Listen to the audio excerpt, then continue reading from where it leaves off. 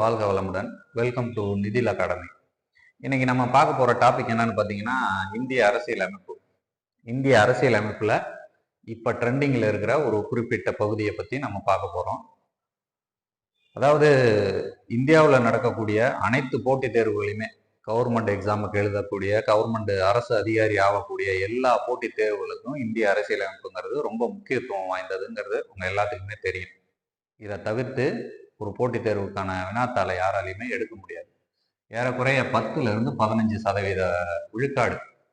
ஒரு 100 கொஸ்டினா இருந்தா ஒரு 12 கொஸ்டினோ, 200 கொஸ்டினா இருந்தா ஒரு 20 கொஸ்டினோ கம்பல்சரி இந்திய அரசியலமைப்புல இருந்து நமக்கு கொஸ்டின் கேட்டுக்கிட்டு தான் இருப்பாங்க. ஆவரேஜா ஒரு 12% வினாத்தாள்கள் ஈவன் யூபிஎஸ்சியில் ஏஎஸ் ஐபிஎஸ் சிவில் சர்வீஸ் எக்ஸாம்ஸாக இருக்கட்டும், இல்லை டிஎன்பிஎஸ்சி நடத்துகிற எக்ஸாம்ஸாக இருக்கட்டும், மற்ற இதர ரிக்ரூட்மெண்ட் போர்டு நடத்துகிற எக்ஸாம்ஸாக இருக்கட்டும், இந்திய அரசியலமைப்பு ஒரு தவிர்க்க முடியாத சிலபஸ்ங்கிறது உங்களுக்கு தெரியும். நம்ம இந்த இந்திய அரசியலமைப்பை ஸ்கூல் புக்ஸில் அவ்வளவா கவர் பண்ணல, பேசிக்ஸ் மட்டும்தான் சொல்லி கொடுத்துருக்காங்க. நல்லா தெரிஞ்சுக்குங்க. அதாவது இந்திய அரசியலமைப்பை உருவாக்குறதுக்கு நம்மளோட அரசியல் தலைவர்கள் எடுத்துக்கிட்ட காலகட்டம் எவ்வளோ? ஏறக்குறைய 3 ஆண்டுகள். அதாவது 3 ஆண்டுகளுக்கு 12 நாட்கள் கம்மி. அதாவது 2 வருஷம் 11 மாசம் 18 நாட்கள் ஆச்சு இந்த அரசியலமைப்பு சட்டத்தை நமது அறிஞர்கள் உருவாக்கணத்துக்கு மட்டும்தான் அது இருந்துச்சு. அதுக்கப்புறம் நிறைய அரசியல் திருத்த சட்டங்கள் எல்லாம் கொண்டு வந்திருக்காங்க. ஸோ இதை எல்லாத்தையும் நம்ம டீட்டெயிலாக படிக்க முடியுமான கஷ்டம்தான். ஆனாலும் பேசிக்ஸாக நம்ம சில விஷயங்கள் தெரிஞ்சாகணும். இந்திய அரசியலமைப்பு சட்டத்தை பற்றி இந்திய குடிமகனா நம்ம சில விஷயங்கள் கண்டிப்பா தெரிஞ்சிருக்கணும். இது அரசாங்கத்தில் வேலை பார்க்கக்கூடிய அனைத்து அரசு அலுவலர்களும் இதை பத்தின பேசிக்ஸ் தெரிஞ்சிருக்கணும். நாட்டை ஆளக்கூடிய அரசியல்வாதிகளும் இதை பத்தின விஷயங்கள் கண்டிப்பா தெரிஞ்சிருக்கணும். இது ஒரு நிதர்சனமான உண்மை. நான் ஒருத்தர் இந்திய அரசியலமைப்பு தெரியாம ஒரு அரசு அதிகாரி ஆயிட்டேன் அப்படின்னு சொல்லி சொன்னார்னா அவர் எப்படி ஆயிருப்பாருன்னு நீங்களே யோசிச்சுக்கோங்க. அதை பத்தி பிரச்சனை இல்லை. சரி, நம்ம இப்ப இந்த இந்திய அரசியலமைப்பு ஸ்கூல் புக்ஸை தாண்டி சில விஷயங்களை கண்டிப்பா தெரிஞ்சு வச்சிருக்கணும். அட்லீஸ்ட் அதை பத்தின பேசிக்ஸாவது நம்ம தெரிஞ்சு வச்சிருக்கோம். பேசிக்ஸ் ஓரளவு ஸ்கூல் புக்ஸ்ல கொடுத்துருக்காங்க, பட் அதுல இருக்கிற டேட்டா நமக்கு பத்தாது. ஸோ அதனால நம்ம எப்பயுமே ஈவன் லட்சுமிகாந்த் புக்கோ இல்லை இப்ப புதுசா ரங்கராஜன் சார் போட்டிருக்காரு அந்த மாதிரி ஒரு சில புக்ஸையோ தான் தேடி போக வேண்டியதா இருக்கு. எதுக்கு? இதை பொறுத்த அளவுக்கு இந்திய அரசியலமைப்பு நம்ம தெரிஞ்சுக்கிறதுக்காக. ஆனாலும் நாங்க எங்க அகாடமியில முடிஞ்ச அளவுக்கு சாட்டலைஸ் பண்ணி உங்களுக்கு டீட்டெயில்டா இந்த இந்திய அரசியலமைப்பை சொல்லி கொடுக்கணும் அப்படிங்கிறத நோக்கமா வச்சிருக்கிறோம். இந்திய அரசியலமைப்பு தான் எங்களுக்கு ஃபர்ஸ்ட் கான்செப்ட். எங்க இன்ஸ்டியூட்டை பொறுத்த அளவுக்கு இந்திய அரசியலமைப்பு தான் உங்களுக்கு தரமா சொல்லி கொடுக்கணும் அப்படிங்கிறத நாங்கள் முடிவு பண்ணியிருக்கோம். ஸோ சரி, இதுல நம்ம குறிப்பா தெரிஞ்சுக்க வேண்டியது என்ன? அதாவது இந்திய அரசியலமைப்பு ஆரம்பிக்கும் போது நமக்கு மொத்தம் அட்டவணைகளாகவும் பகுதிகளாகவும் சரத்துகளாகவும் பிரிச்சு கொடுத்துருக்காங்க. 12 அட்டவணைகள்,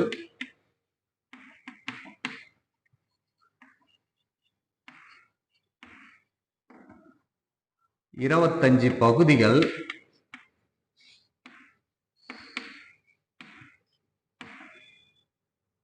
395 சரத்துகள்.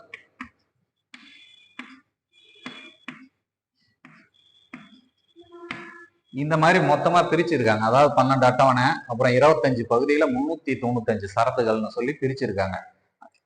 அது என்ன சார் 395ங்கிறது நம்ம அரசியலமைப்பு ஆரம்பிக்கும் போதே கொடுத்தது இருந்த சரத்துகள். அதுக்கப்புறம் இருக்கிற அரசியலமைப்பு சரத்துகள் திருத்த சட்டங்கள் மூலியமா என்ன பண்ணியிருக்காங்க? அரசியலமைப்பு ஆரம்பிக்கும் போது நமக்கு இருந்தது 8 அட்டவணையும் 22 பகுதிகளும் 395 சரத்துகள் தான் ஆரம்பத்துல இருந்துச்சு. இப்ப இந்த 395 சரத்துகள் என்ன ஆயிருக்குன்னா ஏறக்குறைய 448 சரத்துகளா மாறி இருக்கு. 448 சரத்துகள்னா 395 அப்புறம் 96, 97, 98 அப்படி போகல. இந்த 305 சரத்துகளுக்குள்ளாரையே உட்பிரிவுகளா நம்ம அரசியல் திருத்த சட்டம் மூலியமா, அரசியலமைப்பு திருத்த சட்டம் மூலியமா உட்பிரிவுகளா சேர்த்திருக்காங்க. சரி, அந்த மாதிரி அதெல்லாம் நம்ம டீட்டெயில்டா படிக்கும்போது பார்த்துக்கலாம். இப்ப மெயினா நம்ம அதுல தெரிஞ்சுக்க வேண்டியது என்ன? அரசியலமைப்பு சட்டத்துல 25 பகுதி இருக்குதுன்னு சொன்ன பாத்தீங்களா, அந்த 25 பகுதியை நீங்க தெரிஞ்சுக்க வேணாம். ஆனா ஒரு 5 பகுதியை நல்லா ஸ்ட்ராங்கா தெரிஞ்சுக்கிட்டீங்கன்னா you are expert in polity subject. ஓகேங்களா? அதுல என்னென்னு பாத்தீங்கன்னா, பகுதி 2 குடியுரிமை, பகுதி 3 அடிப்படை உரிமை, பகுதி 4 மத்திய அரசாங்கம், பகுதி 5 மாநில அரசாங்கம். இந்த 5 பகுதிகளையும் கொஞ்சம் டீட்டெயில்டா படிச்சுக்கணும். இப்ப ஒரு அரசியலமைப்பு சட்டத்தை பத்தி 395 சரத்து இருக்குதுன்னா ஏறக்குறைய ஒரு 250 சரத்துகள் இதுல முடிஞ்சிடும். மீதி எல்லாமே அடிஷனல் தான். பகுதி 1 வந்து பாத்தீங்கன்னா இந்தியாவும் அதன் எல்லைகளும் அப்படின்னு சொல்லிட்டு மொத்தம் ஒரு 4 ஆர்டிகல் மட்டும்தான் இருக்கு. அதே மாதிரி எக்ஸட்ரா நிறைய இருக்கு. இதுக்கப்புறம் அடிஷ்னலா சில விஷயங்கள் என்ன இருக்குன்னா, தேர்தல் ஒண்ணு இருக்கு, தேர்தல் ஒரு பகுதி இருக்கு, மத்திய மாநில அரசாங்க உறவுகள் ஒரு பகுதி இருக்கு, அது கொஞ்சம் இம்பார்ட்டன்டானது. இந்த மாதிரி மொத்தமே ஒரு 7 கான்செப்ட் தான் உங்களுக்கு முக்கியம். இதுல அதிகமா என்ன பண்ணுவாங்க, அடிப்படை உரிமைகள்ல ஏற்கனவே நம்ம கிளாஸ்ல ஹரி நடத்தின வீடியோ ஒண்ணு இருக்கு, அந்த வீடியோ வந்து டிஸ்கிரிப்ஷன்ல இருக்கு, பாருங்க. அதுல வந்து பாத்தீங்கன்னா எந்தெந்த வெயிட்டேஜ் அடிப்படையில எந்தெந்த சப்ஜெக்ட் எந்தெந்த பகுதிகளில் வெயிட்டேஜ் கொடுக்குறாங்க, வெயிட்டேஜ் எவ்வளவு கொடுக்குறாங்க, எந்தெந்த பகுதிகளுக்கு இம்பார்ட்டன்ஸ் கொடுக்குறாங்கன்னு சொல்லி ஹரி சொல்லியிருப்பாரு. ஓகே, அது பார்த்துக்கலாம். அடிப்படை உரிமைகள், குடியுரிமை, மத்திய அரசாங்கம், மாநில அரசாங்கம், இதெல்லாமே வந்து தவிர்க்க முடியாத ஒரு பகுதிகள். ஆனா சமீப காலமா அரசுக்கு வழிகாட்டும் நெறிமுறை கோட்பாடுகள் பகுதி 4ல அரசுக்கு வழிகாட்டும் நெறிமுறை கோட்பாடுகள்னு சொல்லி 4வது பகுதியில கொடுத்திருக்காங்க. ஆர்டிகல் 36ல இருந்து 51 வரைக்கும். ஆர்டிகல் 35ஓட அடிப்படை உரிமைகள் முடியுது. ஆர்டிகல் 36ல இருந்து ஆர்டிகல் 51 வரைக்கும் அரசுக்கு நெறியுறுத்தும் கோட்பாடுகள் அப்படின்னு சொல்லி இந்த டாபிக் உள்ளார அதிகம் கான்சென்ட்ரேட் பண்றாங்க. இருக்கிற எல்லா காம்படிட்டிவ் எக்ஸாம்லயுமே, யூபிஎஸ்சியா இருக்கட்டும், டிஎன்பிஎஸ்சியா இருக்கட்டும், அதர் ஸ்டேட்ஸோட இதா இருக்கட்டும், ரெக்ரூட்மெண்ட் போர்டா இருக்கட்டும், எல்லாமே இந்த விஷயத்துக்கு கான்சென்ட்ரேட் பண்றாங்க. என்ன காரணம்னு பாத்தீங்கன்னா, அதுக்கு எல்லாமே பொலிட்டிக்கல் ரீசன் தான். சம்திங் ரீசன் இருக்கு. ரீசன் இல்லாமலாம் இந்த மாதிரி விஷயத்த பண்ண மாட்டாங்க. என்னன்னு பாத்தீங்கன்னா, ஓரளவு வந்து இப்ப பப்ளிக் எல்லாமே படிப்பறிவு இல்லாம இருந்தவங்க ஓரளவு எல்லாருமே பப்ளிக்கு நாலேஜ் பீப்புளா ஆயிட்டாங்க. ஸோ நாலேஜ் ஆயிட்டு பப்ளிக்கு மட்டும்தான் உரிமைகளா இருக்கட்டும், கடமைகளா இருக்கட்டும், சில விஷயங்கள் வந்து பப்ளிக்கு மக்களுக்குன்னு சில உரிமைகள் கடமைகள் எல்லாம் இருக்கிற மாதிரி அரசாங்கத்துக்குன்னு சொல்லி, அரசாங்கம் ஒரு மத்திய அரசாங்கமா இருக்கட்டும் இல்ல மாநில அரசாங்கமா இருக்கட்டும், அந்த அரசுக்குன்னு சொல்லி சில நெறிமுறைகள் இருக்கு. இவங்க இப்படிதான் இருக்கணும் ஒரு அரசாங்கம்னா அப்படின்னு சொல்லி சில கோட்பாடுகள் இருக்கு. அந்த கோட்பாடுகள் தான் இப்ப இருக்கிற எக்ஸாம்ஸ்ல உங்களுக்கு வந்து ரிப்பீட்டடா கொஸ்டின்ஸ் வந்துகிட்டே இருக்கு. ஸோ அதனால அதை பத்தின டீட்டெயிலை மட்டும் இந்த வீடியோல ஷார்ட்டா பார்ப்போம். அரசுக்கு வழிகாட்டும் நெறிமுறை கோட்பாடுகள் பகுதி 4ல ஆர்டிகல் 36ல இருந்து 51 வரைக்கும் இருக்கு. இப்ப இதை பாக்குறதுக்கு முன்னாடி ப்ரீவியஸ் இயர்ல கேட்ட ஒரு 4 கொஸ்டின்ஸை பார்ப்போம். அதாவது குரூப் 4, குரூப் 2, குரூப் 1, குரூப் 1ல மெயின்ஸ், இதுல கேட்ட ஒரு 4 கொஸ்டினை பத்தி பார்ப்போம். 2024 குரூப் 4ல டிஸ்பிளேல இந்த கொஸ்டின் தெரியும். இதுக்கான ஆன்சரை நீங்க கமெண்ட்ல சொல்லுங்க. அரசு நெறிமுறை கோட்பாடுகள் குறித்து கீழ்கண்ட கூற்றை ஆராய்க அப்படின்னு சொல்லிட்டு இந்த கொஸ்டின் கொடுத்துருக்காங்க. என்னன்னா, ஆர்டிகல் 36ல இருந்து 51 வரைக்கும் இருக்கிறது அரசு நெறிமுறை கோட்பாடுகள் அப்படின்னு சொல்லியிருக்காங்க. 2வது பாயிண்ட் என்னன்னு சொல்லியிருக்காங்கன்னு பாத்தீங்கன்னா, அம்பேத்கர் அவர்கள் வந்து இதை வந்து அரசியலமைப்பு சட்டத்தின் புதுமையான அம்சம். 3வது பாயிண்ட் என்னன்னா, இது நீதிமன்றத்தால் நிறைவேற்ற முடியும் அப்படின்னு சொல்லி கொடுத்துருக்காங்க. இதுல ஆன்சர் என்னங்கிறத நீங்க கமெண்ட் பண்ணுங்க. இது குரூப் 4 2024ல கேட்டிருக்காங்க. அடுத்த கொஸ்டின் என்னன்னு பாத்தீங்கன்னா, குரூப் 2ல என்ன சொல்லியிருக்காங்கன்னா, அரசின் கடமைகளாக அரசியலமைப்பு கூறுவது எது அப்படின்னு சொல்லி கேட்டு அடிப்படை உரிமைகள், கடமைகள், நெறிப்பாட்டு கோட்பாடுகள், அடிப்படை அப்படின்னு சொல்லி கொடுத்துருக்காங்க. இதுல எது ஆன்சர்ன்றதையும் இந்த வீடியோ பார்த்து முடிச்ச உடனே உங்களுக்கே தெரியும். அடுத்தது குரூப் 1 என்ன கேள்வி கேட்டிருக்காங்கன்னா, அரசியலமைப்பு நெறிமுறை கோட்பாடுகள் என்பது அரசின் நோக்கம் மற்றும் விளைவுகளின் அறிக்கை அரசின் நோக்கம் மற்றும் விளைவுகளின் அறிக்கை என கூறியவர் யார் அப்படின்னு சொல்லி கேட்டிருக்காங்க. இதுக்கான ஆன்சரும் என்னன்னு கமெண்ட் பண்ணுங்க. இதெல்லாம் தவிர்த்து கடைசியா ஒண்ணு கேட்டிருக்காங்க, குரூப் 1 மெயின்ஸ்ல என்னன்னு கேட்டிருக்காங்க. அதாவது அரசின் நெறிமுறை கோட்பாடு என்பது அரசியலமைப்பு சார்ந்தது மட்டுமல்லாத சமூக ஒப்பந்தம் என்பதை ஆராய்க. இது ஒரு 15 மார்க் கொஸ்டின். இதை இந்த வீடியோ முழுசா பார்த்துட்டீங்கன்னா உங்களுக்கு டீட்டெயிலா, அதாவது இந்த 3 வகையா இதை பிரிச்சு சொல்லியிருப்பேன். அந்த டீட்டெயில் தான் அதுக்கான ஆன்சர். ஒரு 15 மார்க்ஸ் அழகா எடுத்துட்டு போயிடலாம். இது தவிர்த்த டிஎன்பிஎஸ்சி கொஸ்டின் கிடையவே கிடையாது. அரசு நெறிமுறை கோட்பாடுல கம்பல்சரி ஒரு கொஸ்டின் உண்டு. மெயின்ஸா இருக்கட்டும், பிரிலிம்ஸா இருக்கட்டும், இதுல ஒரு கொஸ்டின் கண்டிப்பா உண்டு. ஸோ இந்த ஃபுல் வீடியோவில் உங்களுக்கு அதுக்கான சொல்யூஷன் கிடைக்கும். அந்த ஆன்சரை நீங்க எப்பயுமே இந்த வீடியோ மட்டும் போதும், உங்களுக்கு எப்போ கேட்டீங்கன்னாலும் அதுல இருந்து ஆன்சர் சொல்லிடலாம். சரி, ரைட், ஓகே, வாங்க நம்ம இந்த இதை பார்ப்போம். இதுல என்ன சொல்லியிருக்காங்க அப்படின்றத பார்ப்போம். அதாவது அரசு வழிகாட்டு நெறிமுறை, இது பேர்லயே இருக்கு, அரசுக்கு வழிகாட்டு நெறிமுறைகள். குடிமக்கள் அல்லாத குடிமக்களுக்கு இருக்கக்கூடிய கடமைகள் உரிமைகளை தவிர்த்து அரசுக்குன்னு சில கடமைகள் இருக்கு. அதுதான் அரசு வழிகாட்டு நெறிமுறை கோட்பாடுகள்ங்கிறது. அரசு மனசுல மக்களோட வாழ்வாதாரத்தை மையத்துல கணக்குல வச்சுதான் ஒரு அரசாங்கம் செயல்பட வேண்டும் அப்படின்னு அதுக்கான சில ஆலோசனைகள் தான் இந்த அரசு நெறிமுறை கோட்பாடுகள் அப்படிங்கிறது. இதோட சிறப்பு என்னன்னு பாத்தீங்கன்னா, இது அயர்லாந்து அரசமைப்புல இருந்து எடுத்திருக்காங்க. அயர்லாந்து அரசமைப்பு சட்டத்துல இருந்து எடுத்திருக்காங்க. இதோட ஒரிஜினல் வெர்ஷன் எதுன்னு பாத்தீங்கன்னா ஸ்பெயின். அயர்லாந்தே ஸ்பெயின் கிட்ட கடன் வாங்கி தான் இது பண்ணிருக்காங்க. ஸ்பெயின்ல இருக்கிற இந்த ஸ்கிரிப்டை எடுத்து அயர்லாந்து யூஸ் பண்ணிக்கிட்டாங்க. அயர்லாந்து கிட்ட நாம வாங்கி நாம கொஞ்சம் ஆல்ட்ரேட் பண்ணி நமக்கு தகுந்த மாதிரி, நம்ம அரசாங்கத்துக்கு தகுந்த மாதிரி வடிவமைச்சுக்கிட்டோம். ரைட்டு.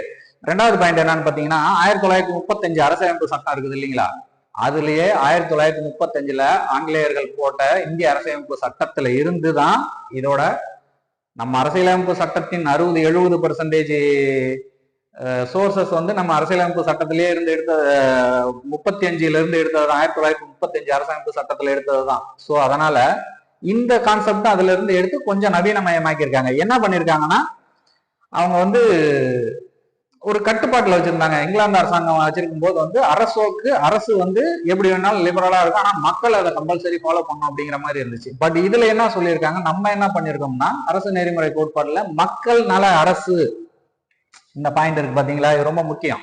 அரசு வழிகாட்டு நெறிமுறைக்கு அடித்தளமா இருக்கிறது மக்களின் நலன் சார்ந்த அரசை நிறுவ வேண்டும் என்பதே இந்த வழிகாட்டு நெறிமுறை கோட்பாடுகளின் ஒரு முக்கிய வலியுறுத்தல்னு சொல்லலாம். அடுத்தது, இது அரசின் கடமைகள். நான் சொன்ன மாதிரி மக்களுக்கு எப்படி கடமைகளோ அதே மாதிரி அரசுக்குன்னு சில கடமைகளை சொல்லக்கூடியதுதான் இந்த அரசு வழிகாட்டு நெறிமுறைகள். அடுத்தது, நீதிமன்றத்தால் இதை செயல்படுத்த முடியாது. அதாவது அடிப்படை உரிமைகள் நீதிமன்றத்தால கம்பல்சரி செயல்படுத்த முடியும். இது ஒரு ஆலோசனை தானே தவிர, அரசுக்கு அரசியலமைப்பு சட்டம் மூலமா கொடுக்கக்கூடிய ஒரு ஆலோசனை தானே தவிர, இதை அரசாங்கம் கண்டிப்பாக கட்டாயமாக ஃபாலோ பண்ணணும் அப்படின்னு ஒரு இது கிடையாது, ஒரு கட்டாயம் கிடையாது. அதனால இதுவே இது நீர்த்து போகக்கூடியதுக்கு ஒரு வழிவகை செய்யுது. இந்த ஒரு பாயிண்ட் அரசாங்கம் இப்படித்தான் இருக்கணும், இருக்கக்கூடாது அப்படின்னு சில நெறிமுறைகளை நீர்த்து போக செய்யறதுக்கு இந்த ஒரே ஒரு பாயிண்ட் வேல்யூடான பாயிண்டா இருக்கு. நீதிமன்றத்தால் இதை செயல்படுத்த முடியாதுன்ற காரணத்தினால எல்லாமே மிஸ்யூஸ் பண்ணிக்கிறாங்க. அவங்க சர்வாதிகாரத்தை சில மாநிலங்கள்ல இருக்கட்டும், இல்ல மத்தியிலையா இருக்கட்டும், சில நேரங்கள்ல சர்வாதிகார போக்க கடைபிடிக்கிறதுக்கு காரணமா இருக்கிறது இந்த நீதிமன்றத்தால செயல்படுத்த முடியாதுங்கிற காரணத்தினாலதான் அரசு நெறிமுறை கோட்பாடுகள் வலுவிழந்து போயிருது. சரி, ரைட்டு. இதை 2 தடவை திருத்தம் பண்ணியிருக்காங்க. அரசியலமைப்பு சட்டம் மூலியமா 2 சட்டம் மூலியமா திருத்தம் பண்ணியிருக்காங்க. 1976 இந்திரா காந்தி பீரியட்ல தான் 2மே பண்ணியிருக்காங்க. 42வது திருத்தம், 44வது திருத்தம் மூலியமா இதுல சில கொள்கைகளை ஆட் பண்ணியிருக்காங்க. அரசுக்கு வழிகாட்டு நெறிமுறை கொள்கைகளை சில கொள்கைகளை ஆட் பண்ணியிருக்காங்க. அதாவது ஆர்டிகல்ஸ்ல பாத்தீங்கன்னா 49A இந்த மாதிரி ஒரு 2-3 ஆர்டிகல்ஸ் இன்க்ளூட் பண்ணியிருக்காங்க. அது மக்களோட வாழ்வாதார மேம்பாட்டுக்காக சேர்த்திருக்காங்க. 1976 42வது அரசியலமைப்பு திருத்த சட்டமும் 1978 44வது அரசியலமைப்பு திருத்த சட்டம் மூலியமா 2 திருத்தங்கள் அரசியலமைப்பு சட்டத்துல மேற்கொண்டிருக்காங்க. இது தொடர்புடைய வழக்குகள், அதாவது அரசு வழிகாட்டு நெறிமுறை கோட்பாடு தொடர்புடைய சில வழக்குகள் என்னங்கிறத பார்க்கலாம். அதாவது இந்த வழக்குகள் ஒரு 4 வழக்கு இருக்கு. இந்த 4மே அடிப்படை உரிமைகள் தொடர்பான வழக்குகள் தான்.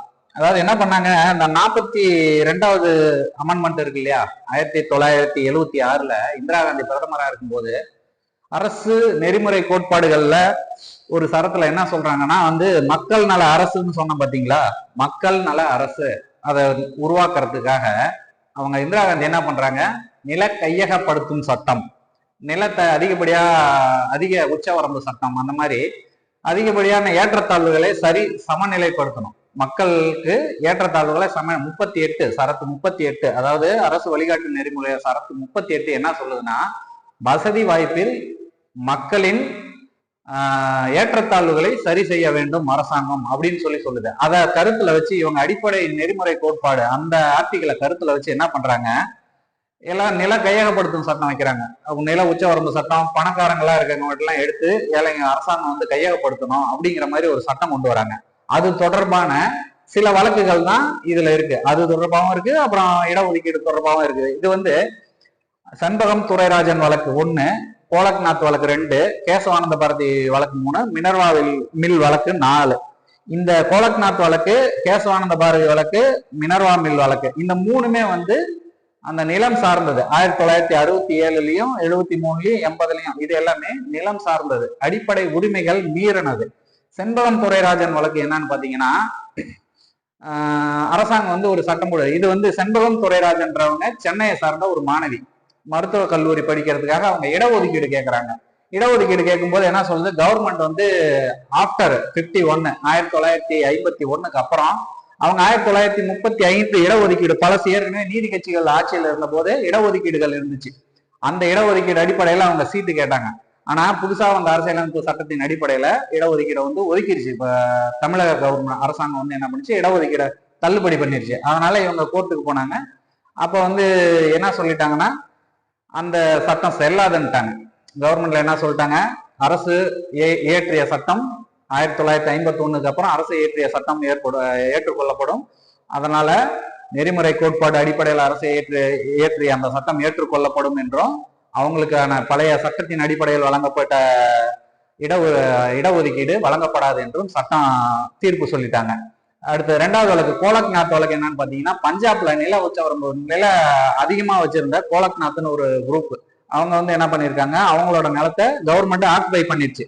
அவங்க என்ன பண்ணிருக்காங்க, 32 ஆர்டிகல் 32 அடிப்படையில அடிப்படை உரிமையை மீறினதா சொல்லி உச்ச நீதிமன்றத்துல வழக்கு தொடுக்கிறாங்க. அதனால என்ன பண்ணுது அரசாங்கம், அரசாங்கம் வந்து அரசு வழிகாட்டு நெறிமுறையை பயன்படுத்தி சட்டம் போடுது. மக்கள் நல அரசை நிறுவுவதற்காக சட்டம் போடுது. அந்த சட்டத்தின் அடிப்படையில் அவங்களோட நிலத்தை பிடிக்குது. இவங்க வந்து அடிப்படை உரிமைகளை தற்காப்பு ஆயுதமா கையில் எடுத்து எங்க அடிப்படை உரிமையை எங்க இது பண்றாங்க அப்படின்னு சொல்லிட்டு அவங்க வந்து கோர்ட்டுக்கு போறாங்க. அப்ப வந்து அடிப்படை உரிமைகள்ல சொத்துரிமை இருந்துச்சு, அடிப்படை உரிமையா சொத்துரிமை இருந்துச்சு. அதனால அவங்களுக்கு எல்லாம் என்ன பண்ணிட்டாங்க, அரசாங்கம் என்ன சொல்லிச்சு, அப்ப என்ன சொல்லிச்சுன்னா, அரசு வழிகாட்டு நெறிமுறை கோட்பாடுகளுக்கும் அரசியல் அடிப்படை உரிமைகளுக்கும் ஒரு பிரச்சனை, ஒரு ரெண்டுக்கும் நடுவுல ஒரு பிரச்சனை வரும்போது அரசியல் அடிப்படை உரிமைகளே விஞ்சி நிற்கும் அப்படின்னு சொல்லியிருக்காங்க. என்னன்னா, அரசு நெறிமுறை கோட்பாடுகள்ன்றது ரொம்ப முக்கியம் கிடையாது, அதோட அடிப்படை உரிமைகள் தான் ரொம்ப முக்கியம். அது அரசாங்கத்துல நீதிமன்றத்தால் செயல்படுத்தப்படக்கூடியது. அதனால அடிப்படை உரிமைகளுக்கு அடுத்ததுதான் அரசு வழிகாட்டு நெறிமுறைகள் அப்படிங்கிறத கோலக்நாத் வழக்குல சொல்லியிருப்பாங்க. இதே பேஸ்மெண்ட்ல கேசவானந்த பாரதி வழக்கு, கேசவானந்த பாரதிங்கிறது கேரளா மாநிலத்துல ஒரு மடாலயத்துல இருந்தவர், அந்த சொத்துக்களை நிர்வகிக்கிறது இருப்பாரு. அரசாங்கம் அந்த சொத்துக்களை எடுத்ததுக்கு அடிப்படை இதே மாதிரி பேஸ்லயே போய் கோலக்நாத் வழக்கு முன்னுதாரணம் காட்டி அவங்களும் அந்த இடத்த மீட்டுக்குவாங்க. ரைட்டு. மினர்வா மில் வழக்குங்கிறதும் சேம் தான். அவங்க வந்து பெங்களூர்ல இருந்த ஒரு கம்பெனி, பட்டு தொழில் செஞ்சுட்டு இருந்த ஒரு கம்பெனி. அவங்க என்ன பண்ணிருக்காங்க, பரந்த அளவுல பிசினஸ் பண்ணிருக்கும் போது அவங்களுக்கு சில விதிமுறைகளை விதிச்சு சட்டம் விதிக்குது கவர்மெண்ட். அந்த சட்டத்தை எதிர்த்து எங்க அடிப்படை உரிமைகளை மீறுறாங்க அப்படின்னு சொல்லி அவங்க போய் அரசாங்கத்துக்கு எதிரான வழக்குல அடிப்படை உரிமைகளே இந்த 2 வழக்குகளை காரணம் காட்டி அவங்களோட உரிமைகளை திரும்பி மீட்டுக்கிறாங்க. சோ இது 3லயுமே கான்செப்ட் என்னன்னு பாத்தீங்கன்னா, அரசு வழிகாட்டு நெறிமுறை கோட்பாடுகளுக்கும் அரசாங்க அடிப்படை உரிமைகளுக்கும் இடையே ஏதாவது கருத்து வேறுபாடு ஏற்படின் அரசியலமைப்பின் அடிப்படை உரிமைகள் மட்டுமே மிஞ்சி நிற்கும் அப்படிங்கிறது தான் இது ரெண்டுக்குமே உள்ள இந்த வழக்குகள் தொடர்பான ஒரு தீர்ப்புன்னு வச்சுக்கோங்களேன். ஏன்னா அடிப்படை உரிமைகளை அரசாங்கம் நீதிமன்றத்தின் மூலமா செயல்படுத்த முடியும், செயல்படுத்தி ஆக வேண்டும். ஆனால் அடிப்படை அரசின் வழிகாட்டு நெறிமுறை கோட்பாடுகள் அல்லது அரசின் கடமைகள் என்பதை அரசாங்கம் ஒரு ஆலோசனையாக மட்டுமே மேற்கொள்ளும் அப்படிங்கிறது தான் இதோட கான்செப்ட். ஓகேவா? சரி, ஓகே, அது முடிஞ்சிருச்சு. இது தொடர்பான வழக்குகள் ஒரு 4 வழக்குகள் இருக்கு, பார்த்துட்டோம். அடுத்தது என்னன்னு பாத்தீங்கன்னா மேற்கோள்கள். இந்த அரசியலமைப்பு சட்டத்தின்படி இந்த அடிப்படை நெறிமுறை கோட்பாடுகளை பத்தி அறிஞர்கள் என்ன சொல்லியிருக்காங்க அப்படிங்கிறத பார்க்கலாம். அதாவது நம்ம அரசியல் வரைவு குழு தலைவர், அரசியலமைப்பு வரைவு குழு தலைவர் அம்பேத்கர் என்ன சொல்லியிருக்காங்கன்னு பார்த்தா, அரசின் வழிகாட்டு நெறிமுறை கோட்பாடுகள் என்பது இந்திய அரசியலமைப்பின் ஒரு புதுமையான அம்சம் அப்படின்னு சொல்லியிருக்காரு. ரெண்டாவது, கான்வெலிஸ் ஆஸ்டின் அப்படிங்கிறவர் என்ன சொல்றாரு, அவர் வந்து ஒரு அறிஞர், அரசியல் அறிஞர்.